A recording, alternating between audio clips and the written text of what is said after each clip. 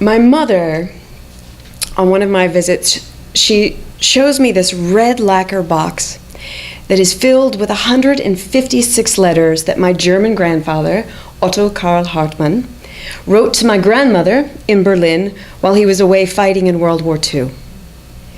Now, my mother actually introduces me to the box. She says, Marlene, Otto, Marlene. Now, I know Otto only from a few pictures that are in the photo album, and he's terribly handsome. And I felt so connected to him as a little kid that I named all my teddy bears Otto, because I wanted to be close to him. And here he is, he's been living in this box for 60 plus years, wrapped in a stolen hotel towel and hidden in the back of my grandmother's closet. And then, of course, when she died, my mother inherited the letters. And I was so curious because I asked my mom, like, did you know about this when you were growing up? And she says, well, Marlene, I think I knew about them, but I knew I was never supposed to ask about them. Well, what do they say? And the thing is she hasn't read them. Now, part of it is a technical difficulty because Otto was born in 1908, so he has an old German script as handwriting. This changes after the First World War. So it's something like an I could be actually a P, or it might even look like an L. It's a bit like trying to read Chaucer in the original English. But it's not just that, right? There is my mother's fear on top of it. When she says things like, I don't remember him, Marlene. I was born, the war started, he was gone, and I don't know what he did in the war. And if I don't know if I want my eyes to be responsible for telling me some things that I'm going to have to know for the rest of my life. Now, I've been reading Erich Maria Remarque's novels since I was in high school. And while he writes about fear and death and exile, he also creates these moments of kind of really exquisite beauty, and there's a lot of love that is set within this realm of utter loss and destruction. And I like him because he writes about the common soldier. Like, he writes about the muscles that are underneath the uniform, the muscles that are actually picking up the rifles to shoot. Now, Remarque gave an interview in the 1960s where he's asked if he ever wanted to write about anything, happier. And he starts laughing, and he says what would in modern speech kind of be like, oh my God, like totally. But that's not what came out of him.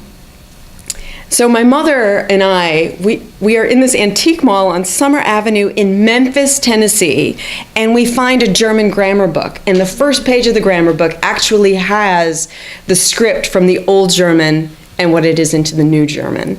So we have our key, and together we sit for the better part of a month as cryptographer and me as the typist, and we decipher Otto's letters. Now, the first letter that we have is written in 1940. And he writes, my dearest wife, I hope that this finds you and the children safe and healthy. I received 3 letters in a row after 2 miserable weeks without mail. I can't send postcards or pictures because that would give away where I'm at. But I can tell you that the landscape is a poem. And I can tell you that maybe we have 7 hours of daylight and 1.5 meters of snow always. Maybe that gives you a clue. It's die Eiswüste, the ice desert. It's inhabited by silver foxes and reindeer, which are very small but very smart. And tell my girls I'm in the ice cream desert and I'm looking my way home. That should give them some nice dreams. In truth, it is so lonely out here as we're positioned on the coast. Day and night we look to England and what might come. I think of how good it would be to see you again, and you'll have to be strong to keep up with me. Otto.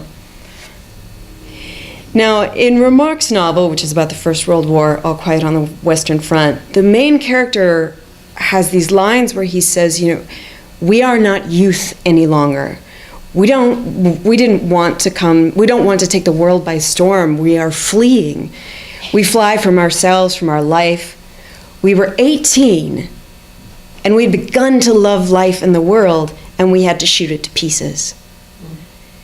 Now, one of the things I realized is that Otto, my grandfather, when he went to war, he was not young. He was 32. And he has 2 small children, and he's got a plot of land where he grows vegetables to help supplement the family's income. And he's got a job pouring bronze into statues and cookware. And he leaves for war carrying a cardboard box that's wrapped in twine. 156 letters written between 1940 and 1945, many of them while he was fighting in the Arctic Circle. This is what's left of this man. And for sure, he wrote way more than that, because apparently when you read the letters, you find that not everything gets through. So as we go through some of his letters, he writes lines like, "My dearest wife, it's snowing with such a force that I can barely open my eyes. And without cigarettes, we're down to smoking our own tea leaves. There's been no mail for weeks, and I have a cough and a runny nose, and I have constant wet feet. My dearest wife, I know what I said about the wet feet, but please don't send me any more socks. I have 6 pairs of socks already, and I can only wear 2 of them in my boots at a time. It's okay, you can stop sending socks. It's minus 20 degrees, and I can't hold my rifle in my hands anymore. We do our work with knives, man to man. And I have to say, it's terrible what bleeds out in the cold. The sound of them moaning. But it's him or me. My dearest wife, I've become a butcher. We've no radio, no newspapers, but plenty to drink, and I think we're slowly going insane. My dearest wife, I've heard they're bombing Berlin now. We didn't want this war, but we went anyway, and we left our families. I do everything I can to survive so that I come home, but what happens if I make it back and you're not there?" Now, Remarque himself survives fighting in World War I, having his books burned by Hitler, having to leave the country.